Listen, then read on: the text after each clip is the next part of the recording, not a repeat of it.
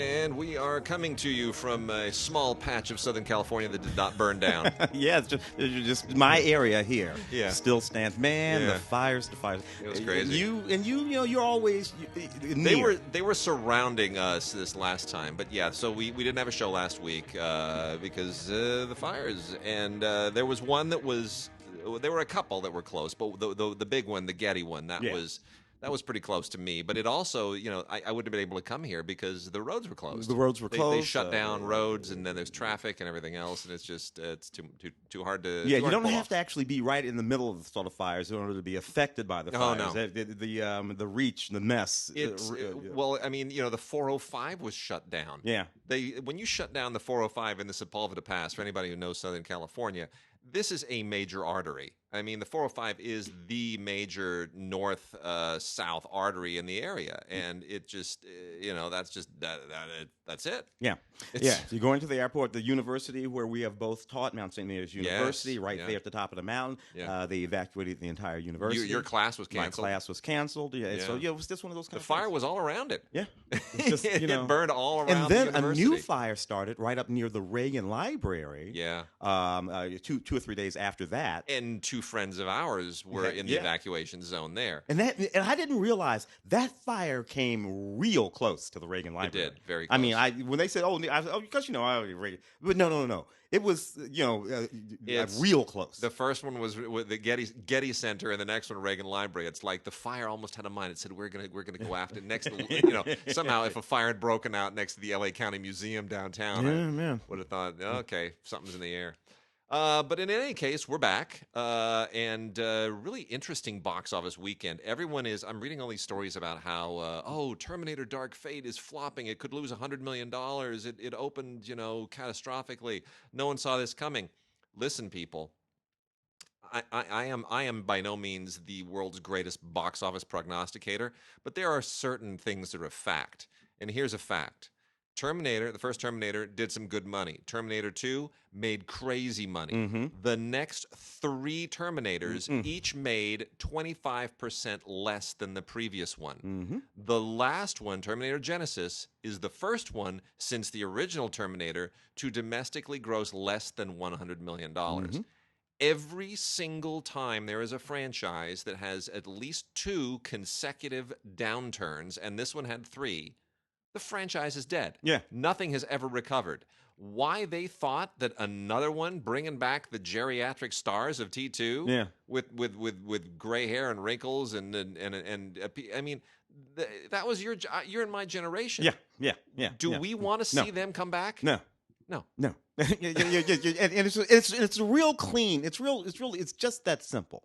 And when you move down through the generations, you move into people who care less and less and less about it, have less and less connection to the 84? 84 film.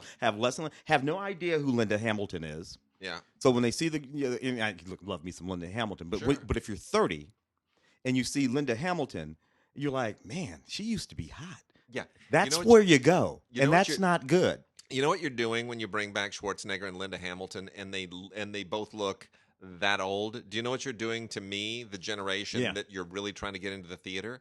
You're reminding me how old I am, and I do not want that. I want Linda Hamilton and Arnold Schwarzenegger in my head, looking like they looked in 1984 forever. That way, I'm in my head, kind of like I was in 1984 forever. And again, 30-year-olds, 25 years old, they have no idea who these old people are, and don't care. And they've already seen much equally well executed films with the same sort of technology. So there's nothing about the technology in that film that's fascinating. No. The first time you and I saw that liquid, it was great. That was fantastic. But they've been looking at liquidy crap, this and that kind of Android and everything on television, on streaming series, all kinds of fantastic things done every night of the week. So nothing that you're going to do on that screen with these battling androids do I care about if I'm 21. It's not a surprise. Yeah. Not a surprise. But what did do well? Harriet. Yeah. Harriet, Tubman. The Harriet Tubman film starring Cynthia Erivo, directed by our Cassie Lemons. Yeah. did very well. This is a little bit surprising. Now, some people might not be aware of this, but in the sort of Black Twitterverse, that this film, its casting, its existence has been very controversial. Lots of younger, particularly Black folks, have been beating up on this movie real bad for a couple of different reasons. One, Cynthia, who is fantastic. She's really wonderful, really good actress. Yeah. Cynthia is not African American. She is African. Of English descent, of British descent. And see, I didn't even know that. Yeah. So it's that. I mean, there is that whole class of actors who are these classically trained British actors who are of from Nigerian immigrant parents. All these people. She happens to be of Nigerian descent. Chiwetel Ejiofor, David Oyelowo, so many. Ruth Nega. All of these. Yeah. And here they are playing these iconic. Yeah. African American characters. David played Martin Luther King, and Cynthia playing Ruth Nega played the wife in that Lovings movie about the Lovings. Yeah, and they're these British actors, and Black actors and Black folks in general are starting to take notice of this and be really kind of pissy about it. It's not her story, the story of African American slavery. Other thing that's problematic with that movie in the Black Twitterverse again is the central villain of this film set during slavery is a Black man, a Black slave hunter. Used to hunt down Harriet and all this and track her and all this kind of stuff. So they've written this movie set during the slave owning period, and they've somehow managed to make a Black man the central villain of the movie. This is another problem. Now, nevertheless, all of this sort of controversy within the Black community notwithstanding, the film did very well at the box office, better than expected. This is because very interesting. A lot of folks. Who don't know about these things, who aren't filtering these things this way, who are just looking for a fairly decent drama. And it is a decent drama. I didn't particularly care for it when we saw it some time ago. But it's okay. And it's fine. And I noted these problems. It needed a bigger budget. It needed a slightly different script. I mean, it's the story of Harriet Tubman is a bit of an epic story, and this didn't feel sufficiently epic. No, it felt she's young. She's young. Frederick Douglass is young. The scale wasn't correct. The scale wasn't correct, and the reach wasn't correct. It only covers a couple of years, and it should have. You want to really do justice to Harriet Tubman, you really have to cover 10, 15 years of her life. You really have to sink your teeth into it. But nonetheless, she's very good. But that is interesting. And Lupita Nyong'o is Kenyan. Yeah. So there is a. Yeah, she hasn't played a historical figure yet. No. So 12 Years a Slave, but it's a fictional figure. It's a fictional figure. Yeah. But it's an interesting sort of conversation that went on, and that is going on. If you didn't know about it, you wouldn't know about it. But it did do well. Well, I think there is something to be said there that we are historically so ignorant that rediscovering some of these stories may have some traction. Yeah, even if not as good as they should be. Now, look, personally, I don't believe in cultural appropriation. The thought of notion of cultural appropriation. Everything's culturally appropriated. Look, there's only one culture. There's just a human culture. It's the only culture we got. So far as I am concerned, every human on the planet has claim to all of the cultures spawned by any of the other humans on the planet. I am opposed to one cultural appropriation: pineapple on pizza. It's not right. It's not right. What is that? Is that a Hawaiian culture? It's whatever it is. It's wrong. It's just wrong. Right. It's just leave the pineapples in Hawaii and leave everybody else to. You can do California pizza. You could do Russian pizza. I don't care what you do, but I draw the line at pineapple. And my mother-in-law will eat it all day long, and it drives me crazy. All right. We're gonna dive into it. We got good stuff this week. We got a giveaway of Galaxy Quest, the new fantastic Steelbook edition that has just been released, and an interview with my good friend David Howard, who created Galaxy Quest, the original screenwriter. Had a little chat with Dave Howard and a really, really, really interesting little bit of breaking news that's going to end the show with that interview. You guys are going to be stoked. Oh, it's fun. It's going to be really fun. So we're going to do that. We've got 4K stuff. I'm going to start off with some. It's after Halloween, but there was some late coming Halloween horror-y stuff that we should just make a quick mention of. If it's never you don't have to only watch horror on Halloween. You can watch it anytime. So we got some good low budget horror here. Came in too late for the last show, and we would have covered it just before Halloween last week, but there were fires. So I'll just hit a few of these really quick. This is fun. Gothic Harvest with Lynn Shay, Sophia Matson, and Bill Moseley. I do like the tagline here: "A voodoo curse won't let them live or die." I don't really know what that means, but it's better than most of the ones that we get in this. And actually, this is not bad. It's really, really low budget. This is from Cinedigm, but it's more original than most of these. It's about essentially it's a voodoo curse. It's a southern voodoo curse, and a bunch of women who are having a party, and there's one of them winds up being subjected to this curse, and it's got some good scares in it, and it's pretty well done for its contained concept and environment. Then we got one here called. This is Blumhouse was involved in this, and it's good to know that they continue to do this. This is also from Cinedigm. This is called Prey, Prey, not the other Prey. And, Blumhouse does have a way with somehow making the most out of these very, very low-budget premises. This is kind of a sort of a horror monster thing at the same time. The premise would be a little bit silly. There's this this one guy whose dad has been killed, and he's struggling with the aftermath of having to deal with that, and winds up getting involved with this program that lands him is part of his recovery in life. He winds up in on this jungle island, and next thing you know, he meets a girl. Don't ask why he meets a girl on the jungle island, but there's something on the island. It's supposed to be uninhabited, but there's something else on it, and the prey is who's hunting whom. It's it's a monster on an island movie. It's fine. It's not Island of Dr. Moreau, but it is what it is. Yeah. Them That Follow. That's due for another version, isn't it? Oh. Maybe not. You remember that because that one that they did with Val Kilmer and Marlon Brando, and where he wouldn't put his pants on. I mean, I don't. That might be apocryphal, but they say that for the entire shoot he wouldn't put his pants on. That way they had to shoot him sitting down. Richard Stanley directed that, and I met Richard Stanley shortly around that time.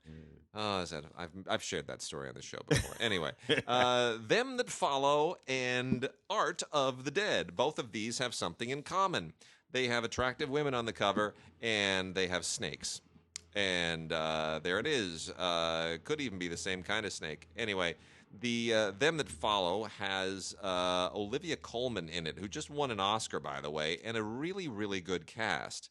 Walton Goggins, Jim Gaffigan, Olivia Colman. That's not a bad cast. Yeah, man. The movie's not quite up to snuff with those people in it, but it you know what? It's not bad. It's been at a few festivals. It was at Sundance and South by Southwest, and it's not quite a monster movie, but it really it sort of feels like it ought to be one. It's about Pentecostal snake handlers in Appalachia, and Goggins plays the pastor. And it winds up going into a really, really dark and creepy place, and it winds up getting so dark and creepy that it really does feel like a Halloween movie. It's worth it. It's not quite gothic horror, but it's so gothic that it could be horror. Yeah, it's that new Southern Gothic. I'm bumping the microphone. Yeah, that new Southern Gothic sort of thing. Totally.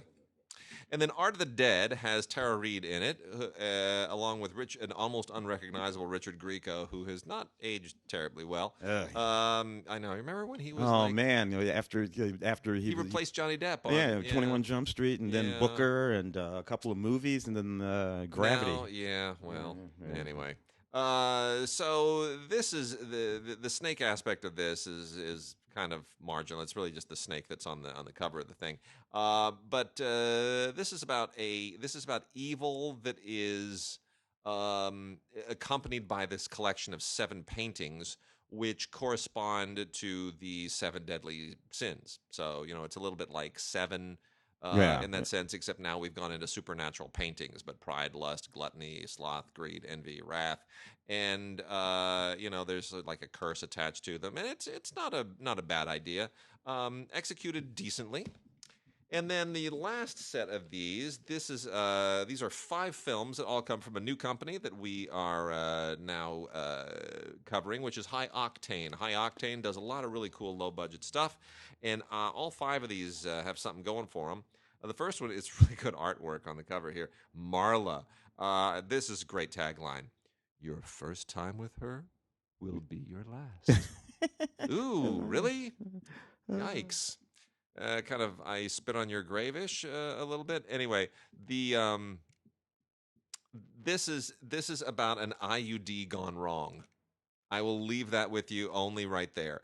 It is a mad scientist, mad doctor thing, and the IUD winds up being not such a great thing. I don't know if it's pro or anti-birth control. Kind of hard. Maybe might even be neither. But anyway. And then there is Landing Lake. Landing Lake is kind of sort of a monstery alien invasion-y thing. I don't want to give too much away here. It's a good premise. Something crashes in a lake, and something starts affecting people as a result. And how do you cope with it? It's a little bit like Alien. There's a little invasion of the body snatchers going on. But done on a low budget and a small scale in a very, very intelligent way. Ellipse. This is more science fiction than horror, but it's from High Octane, and also, likewise, done very, very well on a low budget. This is about an emergency like a guy who has to crash land, and winds up finding himself with his dog on an alien planet. And has to cope with the survival. It's like a desert island movie, science fiction style, a little bit. Blood Myth, good supernatural stuff here. This is about a journalist who is a skeptic about all things paranormal, and then his fiancée winds up falling victim to something that he doesn't believe in, and he goes off and discovers that everything that he didn't think was real is probably much more than real. And then there's one called 3 Lives. This has an even funnier tagline. You only get one. I don't even know what that means. 3 lives? You only get one? You're contradicting the title. Doesn't matter. It's okay. It starts with a woman who wakes up as a prisoner in this bunker. And so it's a little bit like Saw at that point, and she's been a hostage, and now you sort of catch up with, what she needs to do to escape her captor and all that kind of stuff. It's, been done before, but again, like all of these high-octane things, limited budget, limited resources, and very, very effectively done. So there it is. Now let's move to do some new stuff. A little TV or the new stuff? Or TV. Let's do some TV. I'll dip into a little of the TV. I have it kind of organized over here, and some of this stuff is actually pretty good. From PBS, actually the BBC, but through PBS, this British series Press, which is a series that I really rather enjoyed. I watched it on BBC America. It's set in the world of the British newspaper industry. These two sort of rival newspapers. If you know anything about British newspapers in the real world, the British newspaper business is vicious. It's kind of like the American newspaper industry was 100 years ago, when guys like Hearst and Pulitzer, who ran the newspapers in New York, and were just engaged in this sort of vicious yellow journalism periods, 24-hour news cycles and all that kind of stuff, under a lot of pressure. Ben Chaplin in this series. I always dug Ben.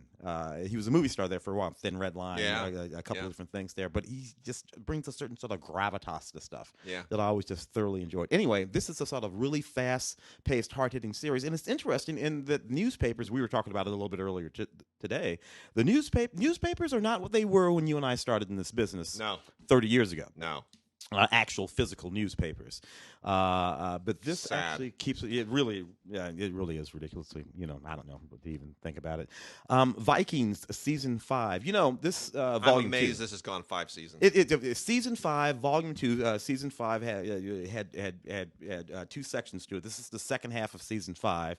10 unrated episodes. The neat thing about this stuff is that each one of these episodes, this features each episode in an extended version. All 10 episodes are longer and contain more content than the episodes as they aired when you watched them on TV, which is interesting.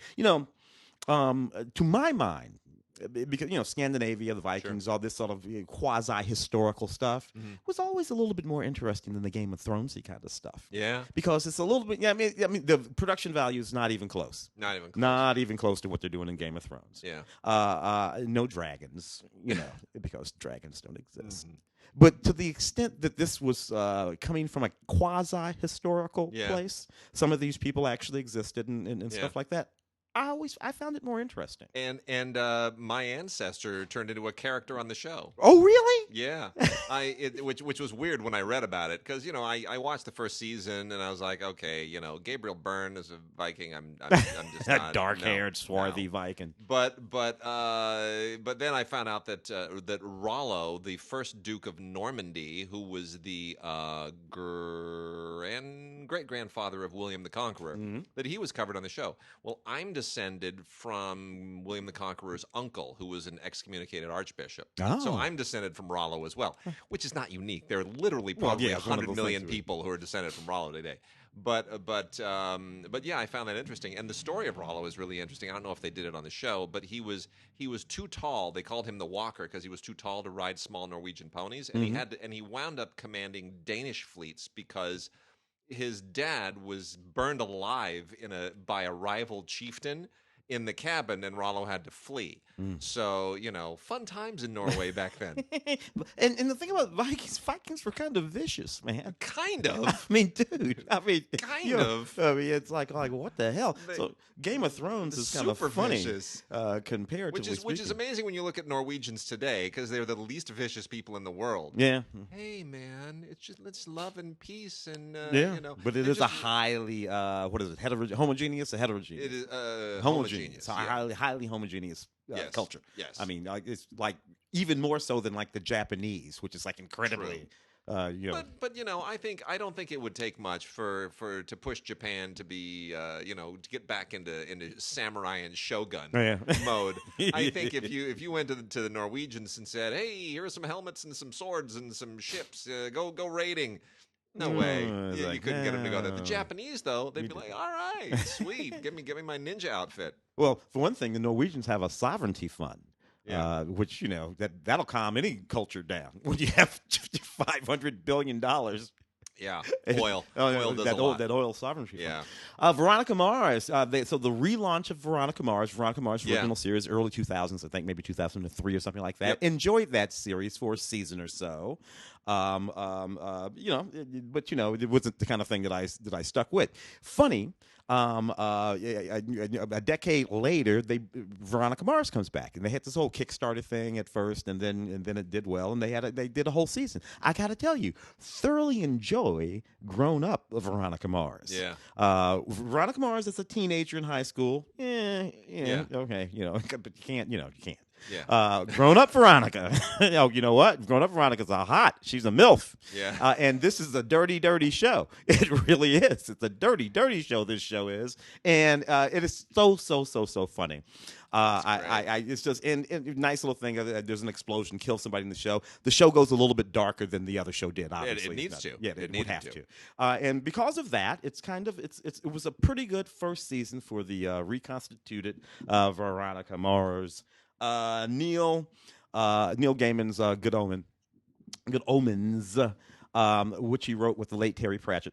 I watched it. Yeah, it was fun. Yeah, Michael Sheen, David Tennant. What can I say?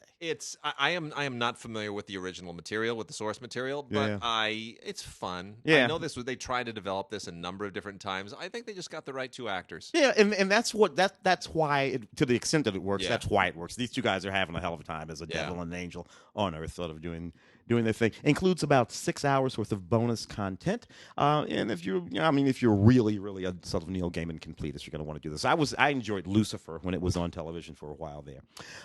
Teen Titans Go versus Teen Titans. This is so much fun. So like way back in 2002 or 3, I'm not ashamed to say that I was a big Teen Titans fan. I don't know why, but I was into Teen Titans. I was too. Teen Titans Go, which is the modern version of the Teen Titans, and they're actually younger. Whatever. I sort of grew out of it. This is a neat little DC animated series, Teen Titans Go versus Teen Titans. So what you have is the nefarious mastermind, Master of Games.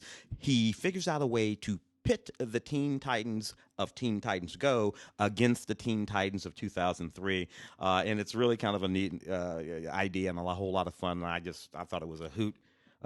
So if you're a big kid or an actual kid, you'll probably enjoy that.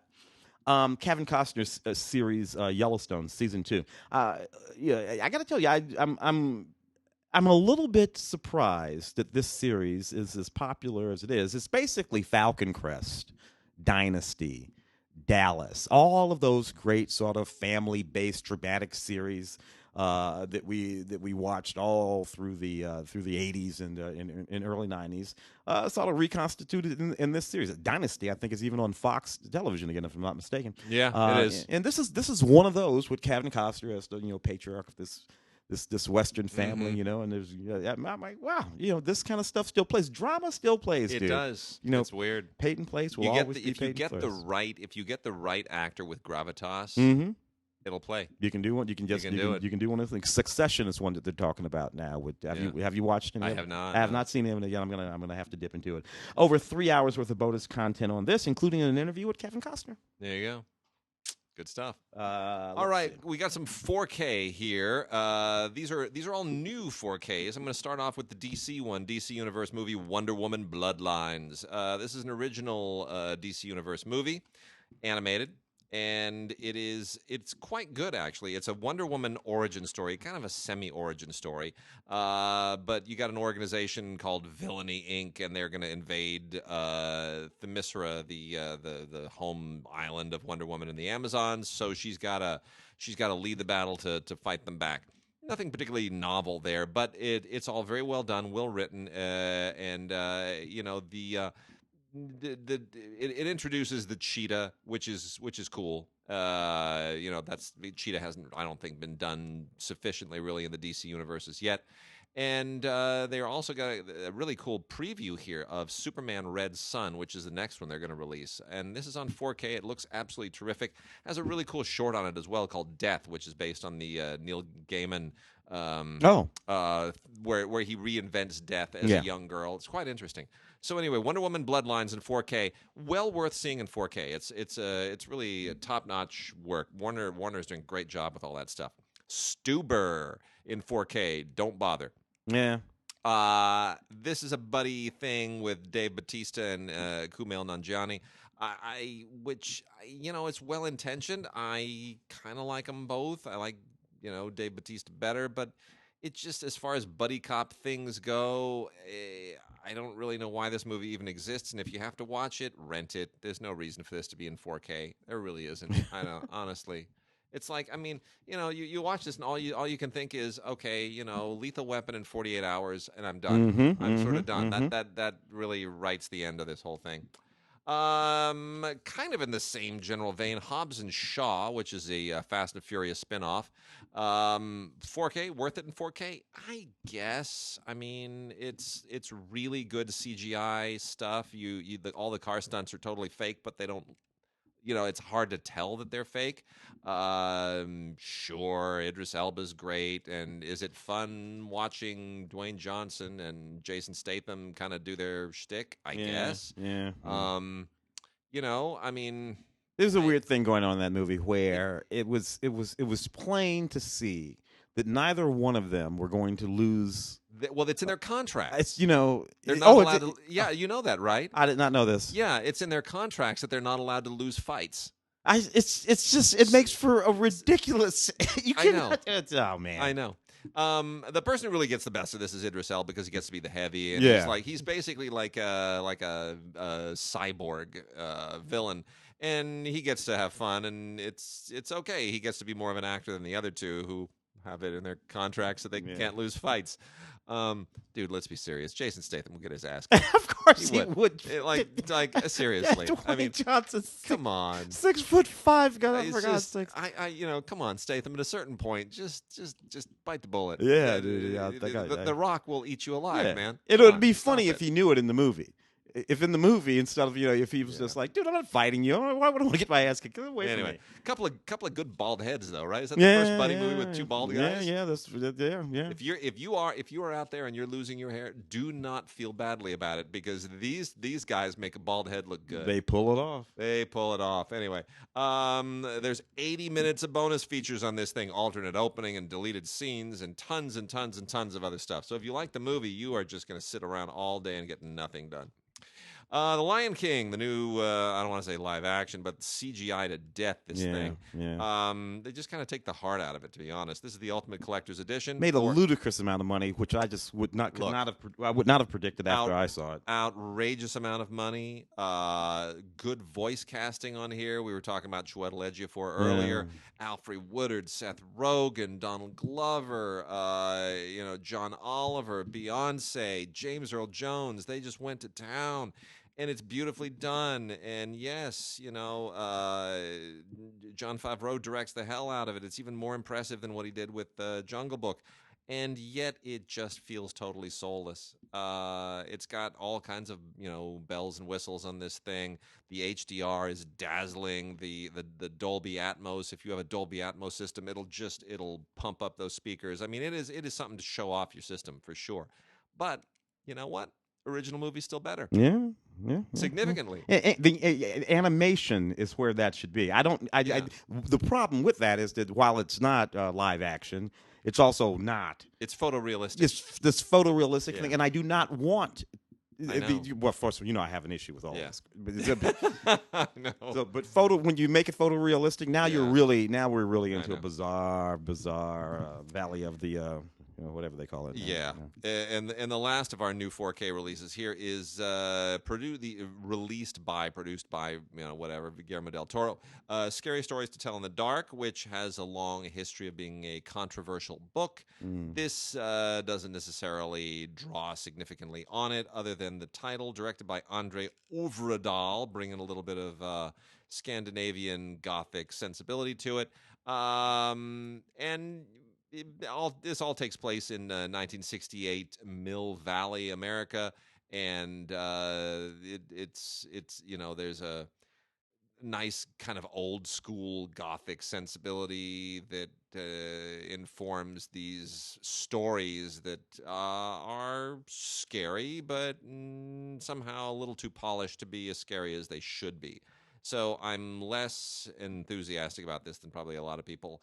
Part of it is that, once you get to this level, they have to be rated PG-13. You make them PG-13, you start taking the teeth out of them, literally and figuratively, and you're left with a movie that is more easy to market than to enjoy. Yeah. Nonetheless, Guillermo del Toro's name means a little something, so Scary Stories to Tell in the Dark does certainly look good in 4K and has a handful of extras on it, mostly featurettes and mood reels, and there's even some behind-the-scenes trailers and set visits, which is kind of nice. It has a sort of the sort of creepy crawly thing that Guillermo does, where he contorts and twists human bodies up in that wacky sort of way that he does. So, if you're into him and the thing that he does, it's there. He didn't direct that movie. No. But he, you can see him in the movie. Yeah, you can. His influence and his oversight is definitely a part of it. Yeah.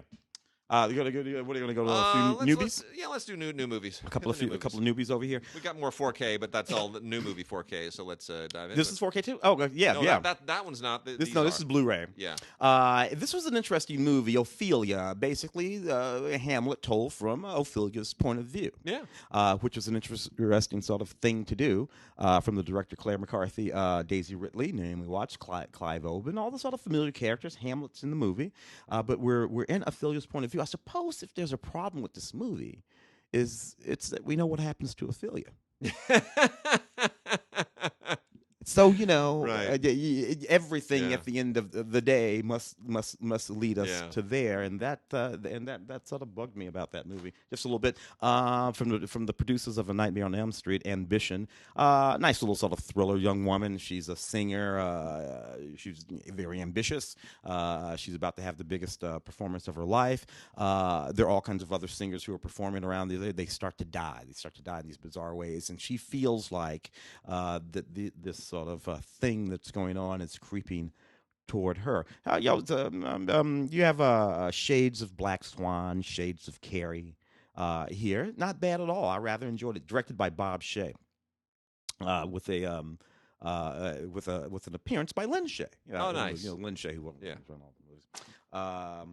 Let's see here. We've got Strange but True, which is a neat little movie too. This is a woman. She tells her family that she's pregnant with her deceased boyfriend's baby. Oh dear. Yeah, it's going to be a problem. But it's a sharp little movie. There's a whole lot more going on in it than that. I rather enjoyed it. Amy Ryan in the film, Greg Kinnear, the wonderful Brian Cox. Now he's in that series that we were talking about a minute ago, Succession. Yeah. Brian is just amazing, and he keeps on doing everything. He just all the time. Yes. All right. We got Charlie's Angels, not the new one, which I am not going to see. By the way, have I mentioned that I'm not going to see the new Charlie's Angels because it's a woke Charlie's Angels. Let me explain something to you people. I was a pubescent boy in the '70s when Charlie's Angels was on.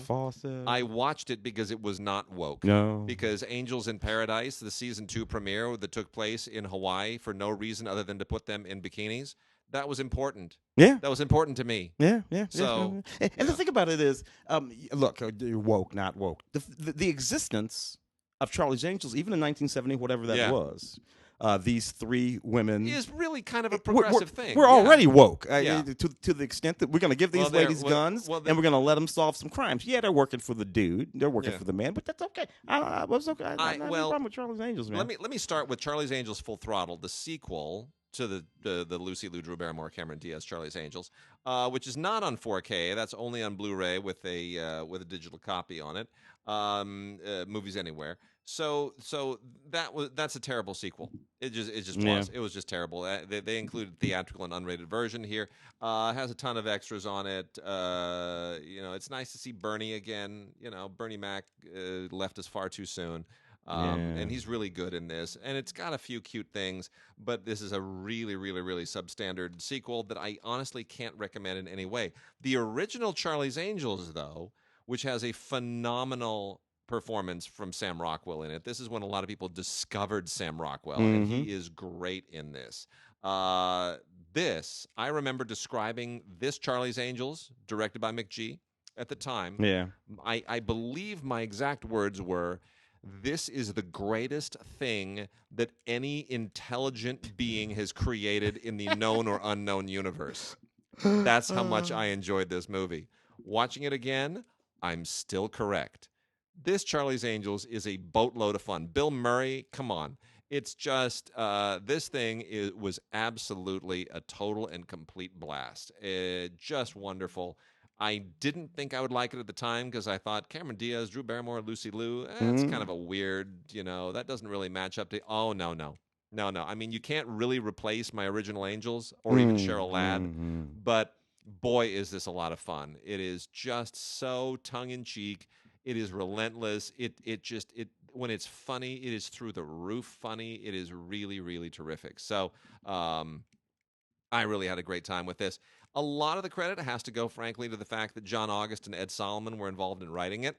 Ed Solomon brings all of that Men in Blacky kind of humor, and John August, who does a wonderful screenwriting podcast, is one of the best cleanup guys around.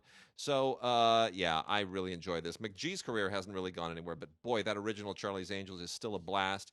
4K deserves every bit of it. Commentary with McGee on the Blu-ray, and deleted scenes and music videos and bloopers and 6 featurettes. It is a lot of fun. Groovy. Couple of these? Yeah, let's do it. Let's see here. This is a little movie called Assault with Tom Sizemore in the lead. I kind of like this movie because what it's really about is this woman who decides to rob and kill her abusive husband, and she and her best friend, decided that Tom Sizemore plays this detective who's going to try to figure out what the heck they're doing. This is actually a pretty sharp little movie that many years ago, 10, 15 years ago, Tom Sizemore, when he was a movie star, would have probably had a nice theatrical release and made his way around the world. Right. It's still a pretty good little movie. Tom Sizemore, now that's a career that just, what are you going to say about that? Tom Sizemore's career. He was there and he just went sideways, all that crazy stuff with Heidi, with the Madam Heidi, all that kind of stuff. But there he is, still working. The Art of Self-Defense. I rather enjoyed this very, very dark little comedy. This Jesse Eisenberg, Alessandro Nivola, Imogene Poots. Jesse plays this guy. He's just this bookkeeper, this accountant guy. He gets beat up really, really badly. He's kind of a meek little guy. He decides to join this dojo, which is run by this guy, Alessandro Nivola, who is really this sort of like still a really good actor, great actor. Yeah, and good martial artist and a good teacher, but he's really sort of this toxically masculine guy. And Imogene Poots is in the class, and she's a brown belt, and it's all about how Jesse Eisenberg becomes a bit more like them as he gains the skills to defend himself. It's some interesting questions being asked here. It's a bit of a dark comedy. I liked it quite a lot, written and directed by Riley Stearns. This has a couple of bonus features on it, an important message from the sensei, and some cast and crew interviews there. You got one over there you want to knock off? Yeah, let me knock off Red Heat. 4K of Red Heat. I don't know who thought that this needed to be on 4K. That's a very strange choice, but Lionsgate has given us, in point of fact, a 4K of Red Heat, starring James Belushi and Arnold Schwarzenegger. Now, here's the history of Red Heat.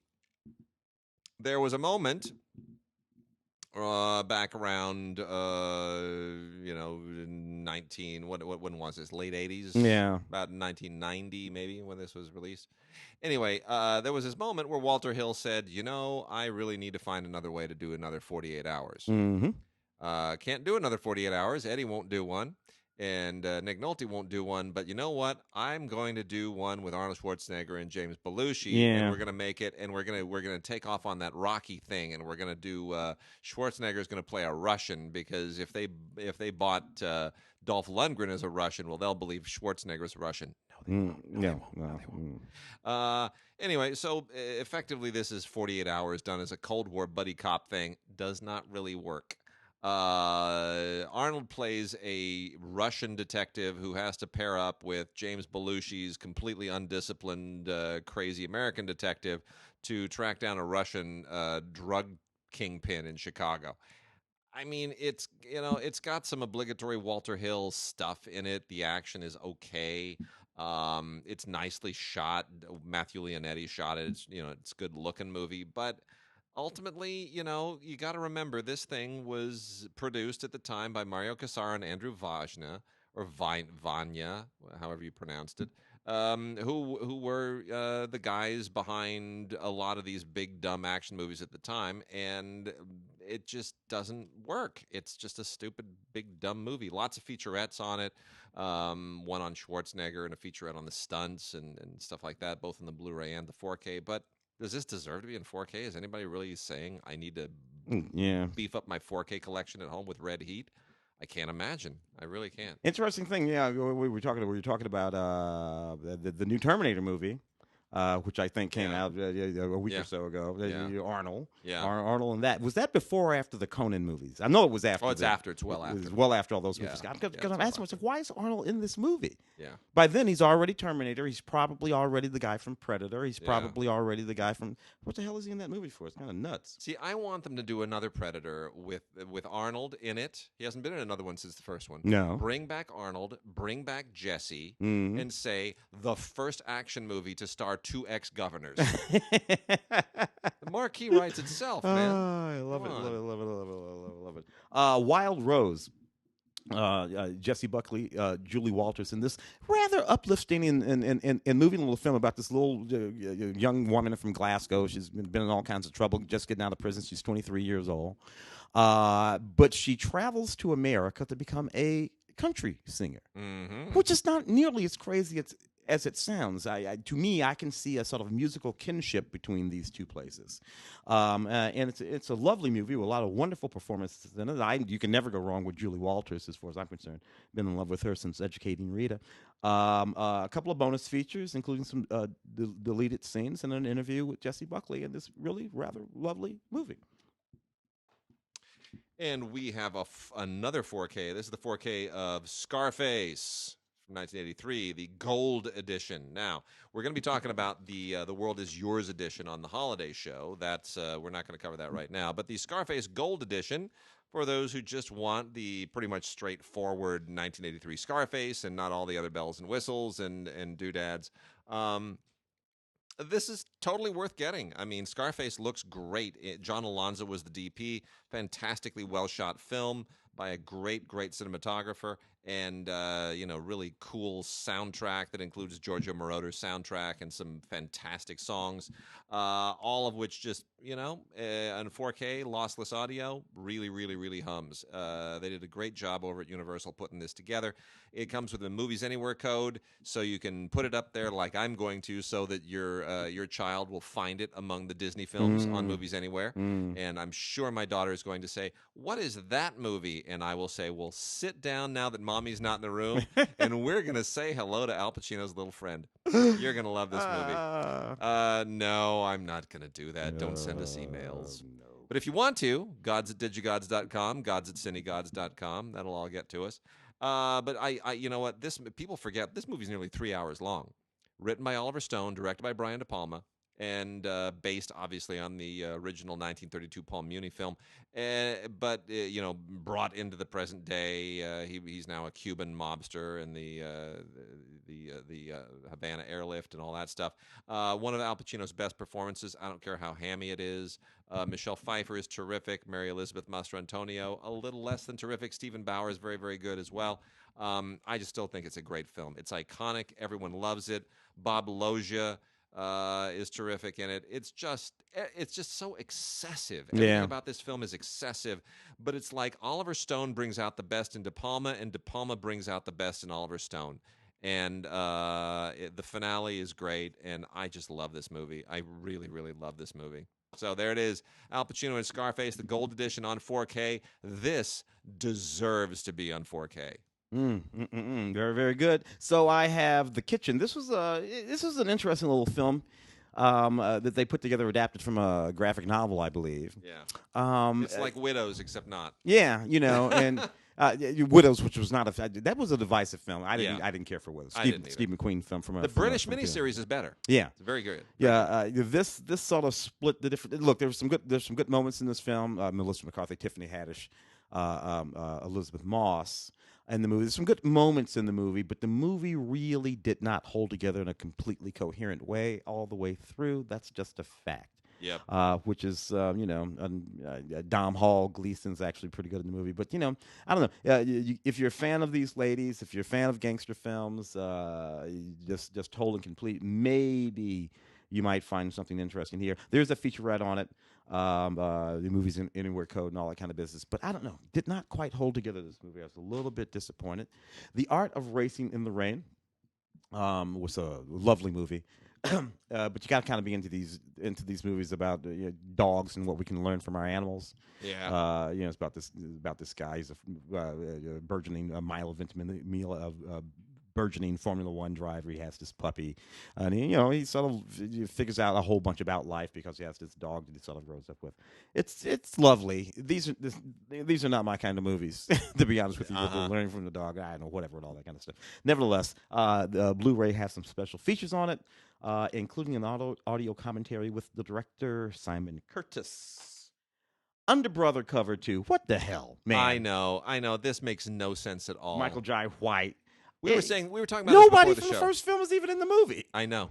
And it's all these years after, and there's no Eddie Griffin, and we are also now arriving in the shadow of Dolomite Is My Name. Yeah. Which, you know, like Undercover Brother sort of leads you into an appreciation for what the original Dolomite was. Yeah. But now with Dolomite Is My Name on Netflix, which takes it in a more serious direction, it humanizes it. It's a rich, wonderful story. I've talked to so many people who've discovered it on Netflix and can't believe how good it is. This feels like it's taking a step backwards. Yeah, you know, and look, it's like we talked about it before. It's an IP, it's an intellectual property, and the sort of notion you put together the right elements, you can make a movie. So I'm not so mad at them. It's just that I'm like, why couldn't they apply all of that to something a little bit? Anyway, whatever. Yeah. Undercover, no special features on that at all. The Kevin Smith machine just keeps on giving. It's crazy. That is the weirdest movie. Madness in the Method. And it's really it's not a Kevin Smith film. It's the Jason Mewes film. Jason Mewes, of course, we know from all those Kevin Smith films all the way back to the original Clerks and work your way through about Kevin threw him a bone. Kevin throws him a bone. Kevin's in the movie along with all of that whole crew of people. But Jason is actually directing this movie, a movie that is about him. He's playing a character with his name, or Jay, you know, from Jay and Silent Bob from the Kevin Smith films. And it's about how Jay wants to be taken more seriously as an actor and kind of goes crazy. Anyway, if you're into all that Kevin Smithy kind of stuff, maybe you'll enjoy this. I thought it was just bananas. And our last 4K is, I would almost say this is the pick of the week, along with Galaxy Quest. But this is, you just can't get any better. They have finally put, for its 80th anniversary, that's right, this year is the 80th anniversary of The Wizard of Oz. Yep. Now, it's also the 80th anniversary of a lot of other movies. Mr. Smith Goes to Washington, Gone with the Wind. There's a lot of other stuff. 1939. Gunga Din. There's a lot of other stuff that came out in 1939. That was a huge year. However, the one film that lingers is The Wizard of Oz. It didn't win all the Oscars, but it's the one that everyone remembers. It's the one everyone grows up with. My daughter keeps watching The Wizard of Oz, an 80-year-old movie that she watches with all of her, that she prefers to watch to a lot of new movies. It just is a magical movie for so many reasons, and it's on 4K, and it is an unbelievable 4K transfer. It is unbelievable. It is harder to do good 4K transfers, believe it or not, of older movies, especially like 3-strip Technicolor movies, because the resolution back then, the film grain, was grainier, and it's very easy to find detail in it that you don't want to find, to start making so that you can tell, oh, those trees are fake, oh, look, she's wearing makeup, oh, look, the ruby slippers are just made with sequins, they're not really rubies. You can pull seriously, you can pull detail out of the movie that will ruin it. So they have to be extra careful with older movies to make sure that the level of detail there is an archival level of detail, not, oh, hey, now that we can get the best out of it, let's just... you can't crank it up to 11 just because. You shouldn't crank it up to 11 just because you can. That tornado, it's not really a tornado. Oh, look, that's actually not the Kansas cornfield back there. It's just a big canvas backdrop. Yeah. That stuff will become obvious if it gets too detailed. Yeah. So you don't want to go there. You want to keep the magic, and boy, they did a great job. They did a wonderful job. It is just a beautiful transfer, and lots of great extras on here. There's a commentary with John Fricke and Barbara Fried Salzman, who is Arthur Freed's daughter. Arthur Freed, of course, who ran the whole musical operation over at MGM at the time, the great songwriter. And cast and crew. There's a wonderful Wizard of Oz making of a movie classic, featurette documentary on here, and then a lot of great stuff on the Blu-ray as well, including a video storybook read by Angela Lansbury, and galleries and a sing-along feature, and a lot of other great stuff. It's but the most important part of this, frankly, and especially for us, is that it has a Movies Anywhere code. So it gets added to the library, and my daughter, who knows now at 6 years old very well how to navigate Vudu and Movies Anywhere apps, she can go on the smart TV and click. She finds Little Mermaid, she finds Frozen, she finds Wizard of Oz. It is a parental dream come true. It really is. Trust me, the previous Wizard of Oz did not have that capability. This one does. Be grateful for it. Upgrade as fast as you possibly can. Dive into it. The Wizard of Oz, one of the all-time great achievements in movie history. Groovy. I've got one over here, a rather sharp and pointed Mexican revenge film called Tattoo of Revenge. This is set in Mexico City in the early 90s. a woman is just a horrible, lawless time. All kinds of the police are crooked. Everything's horrible. And this woman who's going around, and she finds these men who have raped young women. Oh. And she gives them a drug, and she tattoos them across the face in other places. Yeah, it's really where she's disguised this, and it's a very, very sort of sharp and pointed sort of revenge thriller going in there. And it's a really, really neat little movie. It comes with a few. It's in Spanish. It comes with a few features with subtitles. It comes with a few features, including some deleted scenes and a making of a documentary and an interview with the director and producer. Fantastic. Love that little movie. Couple more here. I saw this film when it came out, Angel of Mines, Noomi Rapace film with Luke Evans. It's about this woman who's grieving the death of her daughter, and she starts to sort of lose it a little bit when she believes that she's seen her daughter, and that her daughter is still alive. And what it means to their marriage. It's a very, very good little film. It's a mystery. It plays like a drama, but it's actually sort of a mystery thriller. And I thought it was actually quite good. I'm surprised it didn't get a bigger release. Special features include the making of and some interviews with the cast and crew. And one more? You can go on. All right. So we're gonna dive into classic movies, library titles now, catalog titles. I want to start off with Milestone. The people at Milestone, we love the people at Milestone. They do such good work. So many great archival efforts. This is a movie from 1984. It is in the National Film Registry, very deservedly. It's called Bless Their Little Hearts, and it is the debut film from Billy Woodbury, who is one of the seminal figures of the LA Rebellion, which also included Julie Dash, who we interviewed on this show for her film, Daughters of the Dust. Billy Woodbury, as it turns out, was somebody that I knew when I was in film school. And, I was in film school roughly, this was made in 1984. I was there, about 88, I think is when I got in 88, 89. So, and Billy Woodbury was working in the UCLA film department at the time. And I thought, it's just one, you see the teachers, you see the staff, you see the people working, renting you equipment, doing whatever. And there's people, they work in there. You don't realize that some of them may be filmmakers. It sort of doesn't dawn on you until your screenwriting teacher says, yeah, I wrote this movie. And you go, really? Why are you teaching here? Hollywood works that way. Because Hollywood works that way. Some of them have won Oscars. And that's just how it is, steady paycheck is something that doesn't come very easily in Hollywood. And that was revolutionary. That's when I learned about the LA Rebellion, which was a collection of black filmmakers who had gone to UCLA Film School who wanted to take the next step beyond. Charles Burnett. These are people that said, we're not just about pimps and cops and Shaft and Dolomite and all of this stuff. That there are stories to be told artistically in a crossover way that will speak both to the community and to people who need to understand the community. Yeah. And that's what the LA Rebellion was about. And Julie Dash did that. And Bless Their Little Hearts is an amazing movie. If you're not weeping multiple times in this movie, you do not have a heart.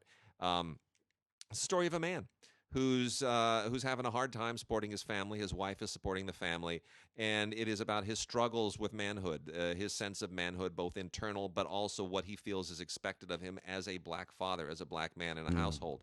And he winds up to recover that sense by having an affair, and it is that affair that then impacts everything else in an extraordinary and cataclysmic and devastating way. It is a powerful film. It is a beautiful film. It is a poetic film. And what wonderful, wonderful restoration work has been done on this by the UCLA Film and Television Archive and Ross Lippman. Just absolutely wonderful. Milestone just did a great job overseeing all of this. And there's a wonderful commentary on here with Ed Guerrero from New York University. There is a restoration of Billy Woodbury's first film from 1980 called The Pocketbook, which is also beautiful. And a workshop with Billy, courtesy of Indiana University Black Film Center. And a Ross Lipman interview, an interview with Ed Guerrero, the NYU professor who does the commentary, and then a very, very personal behind-the-scenes photos that Billy Woodbury himself took during the shooting of it. So you just it's a beautiful, beautiful thing. I hope that there is cause to put this onto Blu-ray someday because it absolutely deserves it. But for now, you got the DVD, and it is a wonderful discovery. Bless their little hearts by the great Billy Woodbury. Yeah, fantastic. Let's see. A few other classic titles here, and we should kind of start to wrap up some of this. We got couple things there, a couple things here. Yeah, we'll dot these things, and then we'll get into our Galaxy Quest finale. A Man for All Seasons is out again from Columbia and Sony. This is an MOD version of it, so you should look for that. It was out previously from Twilight Time. This one has a Life of St. Thomas More featurette on it. Man for All Seasons, of course, Best Picture winner. Written by Robert Bolt, directed by Fred Zinnemann from 1966. The second consecutive, or not consecutive, but second Best Picture winner of the decade, written by Robert Bolt. The first being, of course, Lawrence of Arabia. And this is great. Paul Scofield playing Robert Moore. An absolutely superb Oscar-winning performance and an amazing supporting performance as well by Robert Shaw playing Henry VIII. Great stuff all the way through. Really one of the all-time great films of the 1960s. Also includes a very young John Hurt. So check that out. That's A Man for All Seasons on MOD Blu-ray. Got a couple of weird culty titles here too. One is called Skateboard. Not a very good film, but kind of a cult film. This is about a guy who's an agent who's he's in debt to this bookie, and he's got to come up with money really fast. So he puts together like a team of skateboarders as a way of trying to sort of dig himself out of debt. It makes no sense. It's made in 1978 for not a lot of money, but Leif Garrett is in it. Very, very young Leif Garrett, so that's got to be worth something. George Gage and Tony Alva, the world's first big skateboarding champion, who's actually in the movie. They do the audio commentary. George Gage does an interview. Tony Alva does an interview. It's all right, I mean, it's a cult movie. It's a DVD, and if you've never heard of the movie, it's not going to impress you. But and George Gage didn't really go on to direct anything else, but it's okay. It's got some good skateboarding in it. If you're a skateboarding historian, you'll probably enjoy that much, if not the story.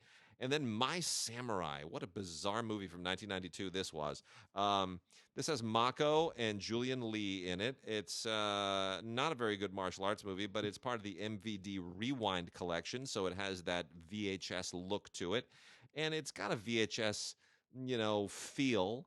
It's one of those movies from the early 90s, AFM specials, I used to always call them, directed by Fred Dresch, who didn't really go on to do much of anything else. But you know what? Mako is in it, and I love Mako. So anything else that Mako is in, I'm always going to recommend just because Mako is super cool.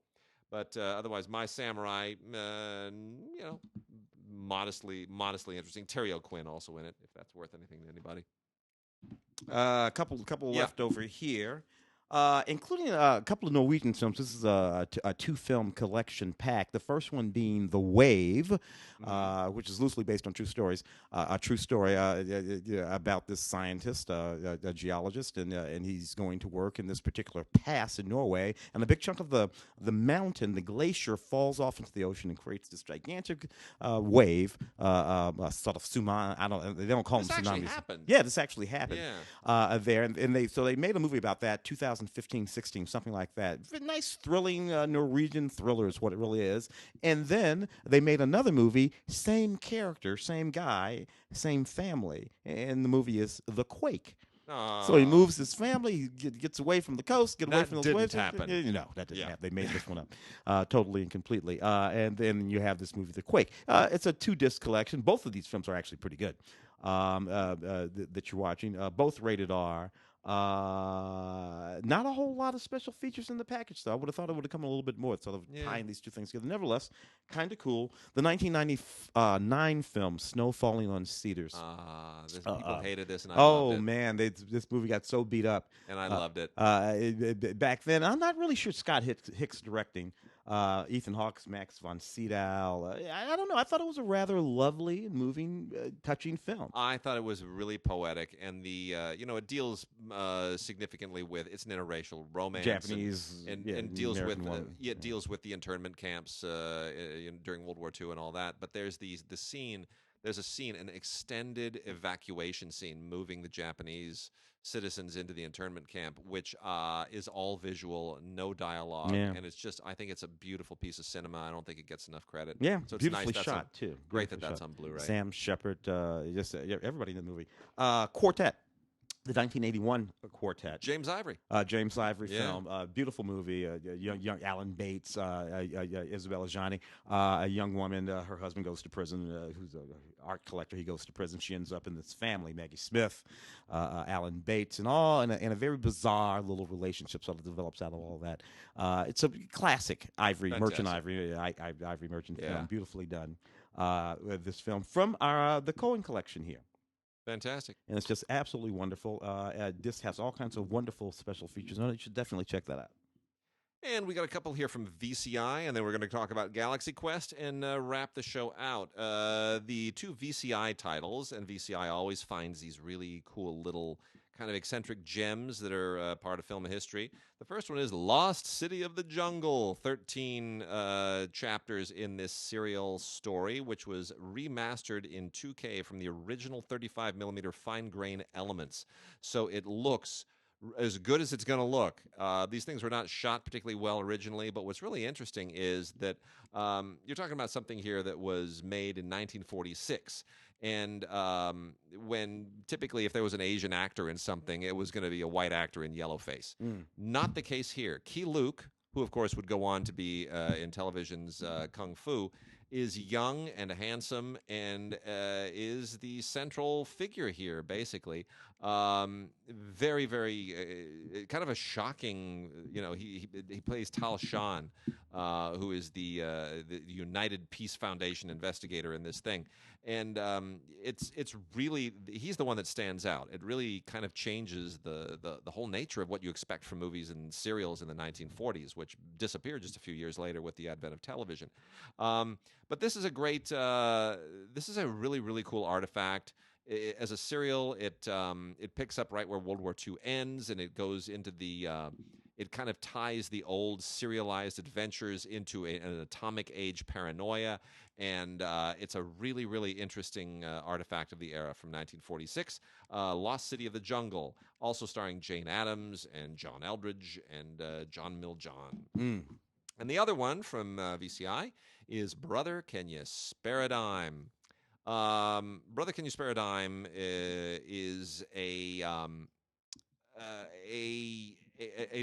documentary look at the lean years of American history, the Depression, and everything that sort of was sociologically and culturally entwined with that. Yeah. And it's really this was made in 1975 and has a lot of it goes deeply into the movies and how the movies culturally reflected and perhaps in some cases did not reflect or tried to ease over as in a therapeutic way what was happening in the 1930s. And it's a really, really good film. I'm glad that it's been resurrected and that it's out again. And that is from a VCI, and it has a whole hour of Pathé newsreels from the era as well. So it's got a lot of extras on it. It's really a terrific movie. It's kind of a lost artifact in many respects too. All right, we're going to wrap up with the 20th anniversary Steelbook release of Galaxy Quest, a movie that is absolutely wonderful. We're giving away 2 of these. There's no reason to even tell you how great this movie is. Look, this takes Star Trek fandom to a whole new level. Yeah. It makes fun of it, but in a really loving way. And Tim Allen and Sigourney Weaver and Alan Rickman, Tony Shalhoub, Sam Rockwell. I mean, it's fantastic. This movie was absolutely great. Directed by Dean Parasot, written by David Howard and Robert Gordon. The original script written by David Howard, who is a very dear and old friend of mine. And I remember very well being at a party when I first met David Howard. years and years and years and years ago, and he pitched me the idea of this spec script that he was writing that was kind of based on stuff. I mean, I was there, man. Yeah. I got pitched the idea, and the years go by, and next thing you know, Galaxy Quest is a movie, and there it is.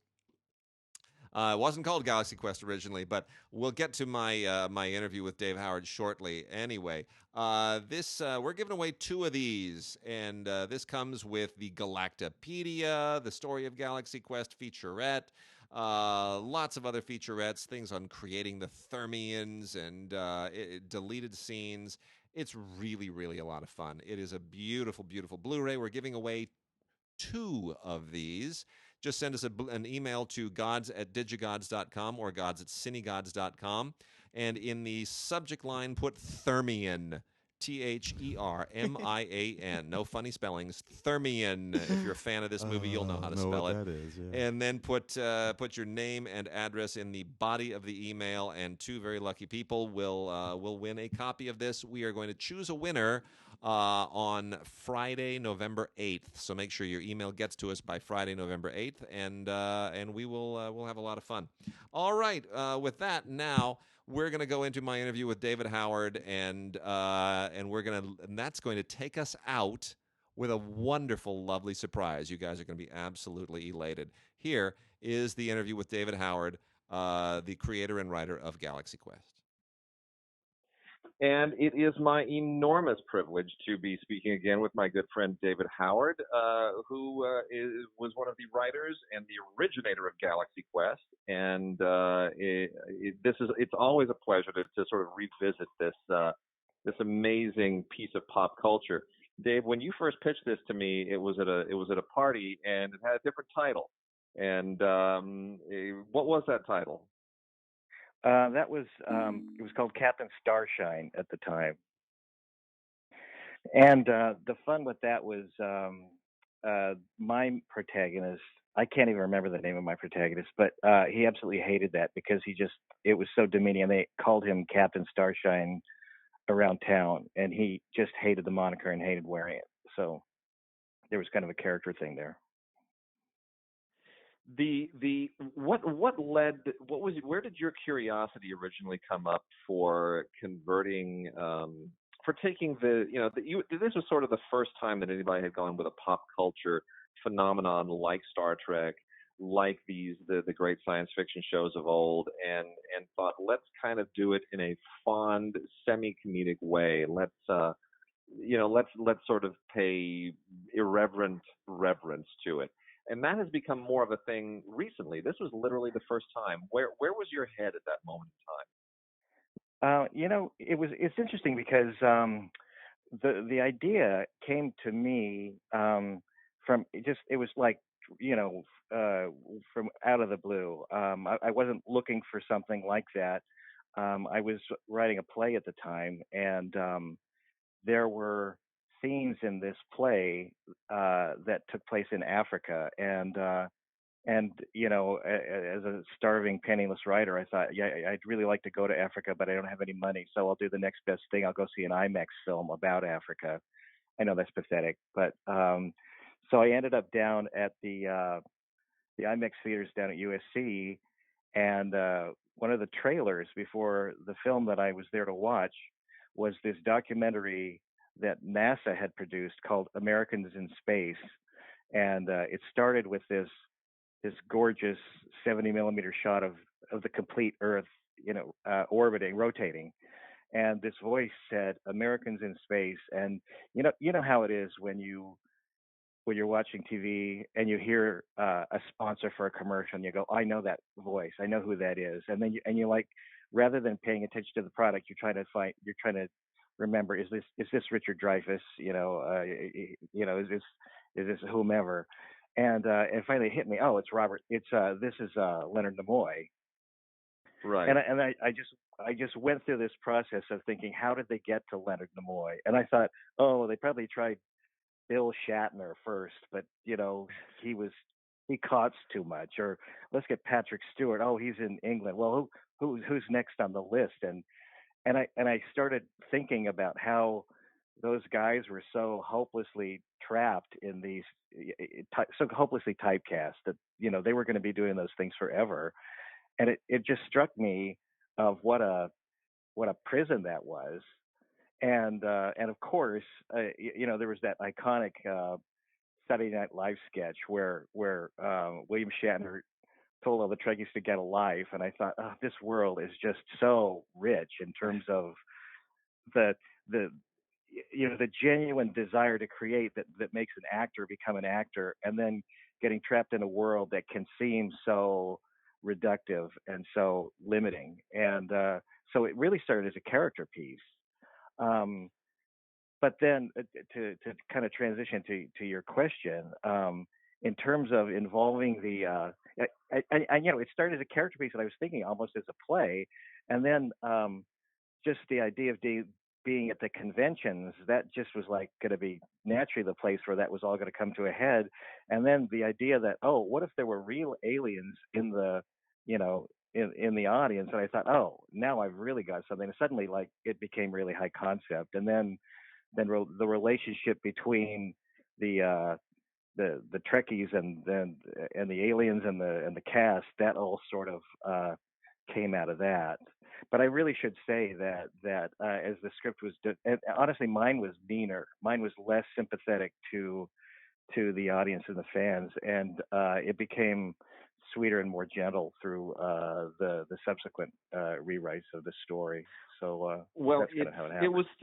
It was still right there. I mean, you were at the crest of this. We have, even the Orville now, Seth MacFarlane's show, which really seems like a very Galaxy Quest inspired. I mean, it was was in the zeitgeist, and it's all kind of caught fire now, and Comic-Con has become a bigger thing now. Are you sort of are you amazed that the culture has gone, that you were sort of at the crest of this, and that the culture has veered in that same direction? Oh yeah, it's interesting because I have kids that are in their late teens, early 20s, and they know about it, of course, and there are friends of theirs who've never heard of it. But I am so amazed that people still know about it, because I know I know the day that it opened, Christmas Day, 1999. Of course, I remember that date, and I could tell you the other 5 or 6 wide release features that were released on that day, and none of those are even remembered at this point. But there still is a life there, and there are people who are still very excited to talk about it, and there are young people who are discovering it. I was talking to my son the other day, who's in college, and he said he follows memes and Reddit and all those things, and he said, I see something on Galaxy Quest like every other day, and it's usually somebody saying, I just watched this great film, how come I've never heard of it? So it does still have a life of its own. So. Well, Sam Rockwell is everywhere now, and he's an Oscar winner, and yet whenever I talk to people about their favorite Sam Rockwell moments, we always come up with the same line, which is, oh, that's not right. And so there were so many people that Alan Rickman, it's still one of his most popular roles. It really has found its way into the culture and remains there, and that's why this great new Steelbook release on Blu-ray, I think, is just going to do beautifully over the holidays. Let's talk for a quick second here before I let you go about the impending other version of Galaxy Quest that you've been involved in, and that I think our listeners will take a deep interest in. Sure. Okay, so what's been in the works for several years? There's probably some foundational information that maybe most of your listeners will not know, unless they're like totally entertainment nerds like you, Wade, and me.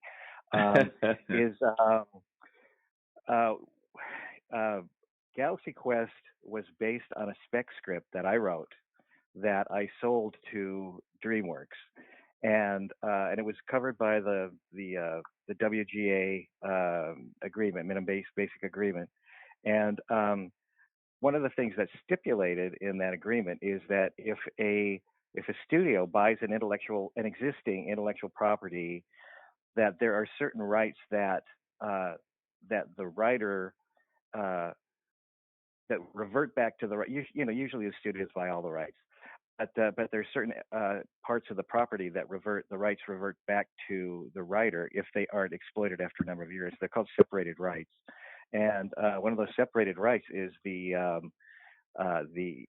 right to do a live action theatrical version of the story. So one of the things I've been doing in the ensuing, couple of decades since it came out is I started working with a really talented composer named Brett Simmons, and we've written several musicals together, one of which played off Broadway for a couple of months. And some of our work has made its way into the catalog of a licensing company. And in my bio, which was in the licensing company, it mentions Galaxy Quest, of course, because that's probably the most important thing I've ever done. So these directors kept calling the owner of the licensing company and saying, why isn't there a Galaxy Quest musical? So, and honestly, I didn't get it. I thought, you got to be, how is that going to work? But I can't discuss the people with whom I'm working at this point, but I can say that we have a second draft of the script. We have a complete score. We have a director who has been nominated for a Tony, who's helping us develop the work, and we have a Broadway producer who are all associated with the project, and they're talking to Paramount now about the rights for the name, which is another aspect of the whole deal that has to happen. But anyway, it's very exciting. We've been talking for a number of years, and what's funny is when I met with this director, I asked her, I said, "Can you do this?" And she goes, "Absolutely." Yeah, I said, "You see this working as a miracle?" And she said, "As a musical," and she says, "Absolutely." And she said, "What I want you to do is I want you and Brett go away and you write the impossible script that you would like this to be, and then it'll be my job to translate that into something that can work on the stage." And so we did that, and it was really it's a fascinating process to convert something from another medium, especially a film, because the way a film is structured, it's in 60-second increments usually. Sure. And the world is enormous. I mean, take Galaxy Quest, it's like several, it's the galaxy, no pun intended. And so we found ourselves having to decide how we could represent that and what we could do to make those sequences satisfying in a live action theatrical musical way, taken from these little 60-second 2-minute scenes that make up a film. And what was interesting is we found ourselves digging into the backstory of the characters. So in our draft of the film, Jason Nesmith, he has a son with whom he has no relationship whatsoever. And there's this, and I mean, they coexist, and there's no animosity there. And I mean, I know some people are going to go, "Oh, you got to be kidding me! You're doing that." But it's just like a a very short scene, but it gives us a window into who he is and why he's. And his son really has very little respect for his work. He sees, we see him watching Galaxy Quest on the TV series, which is still on the air, and it's really just, this is the moneymaker, Dad. This is where we this is paid for everything, and so the joke about his life's work being just so unfulfilling, so artistically unfulfilling, is reinforced there, and he sings a song there about if he could really have been a real hero, if he could really had fought real battles, and how that would have been, which kind of layers into the whole story of what happens to the cast in the show, where actors have to step into those roles and become the heroic figures that they've been pretending to be all this time. And plus, there's so much fun to be had with the people who come to the conventions, because it is such a phenomenon there. So it's been a really fun process. Well, being as I have heard some of the music, and we're going to treat our listeners to one of the songs for our Out Music this week, I can say it's something that we all are really, really looking forward to. David, thank you so much for speaking with us. Best of luck with everything going forward. Can't wait for the musical version of this to come to fruition. And with that, we're going to let our listeners. We're going to let our listeners enjoy the opening number. Here we go. We're going to go out with that. Thank you, David. Thank you for speaking to us. Can't wait. My pleasure. Thanks a lot. All right. Bye-bye. Fellow galactic travelers, welcome to the 18th annual Galaxy Quest Convention!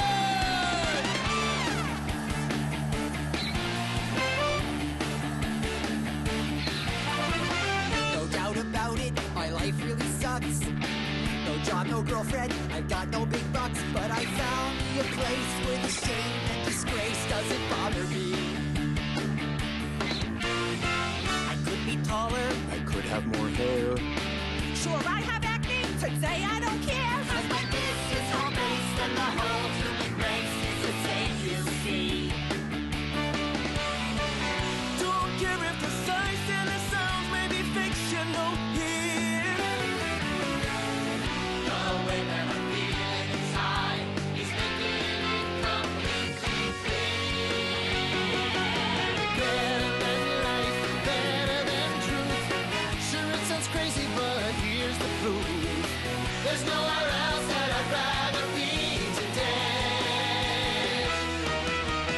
Better than love, better than sex. When we're together with the special effects, there's nowhere else that I'd rather be today.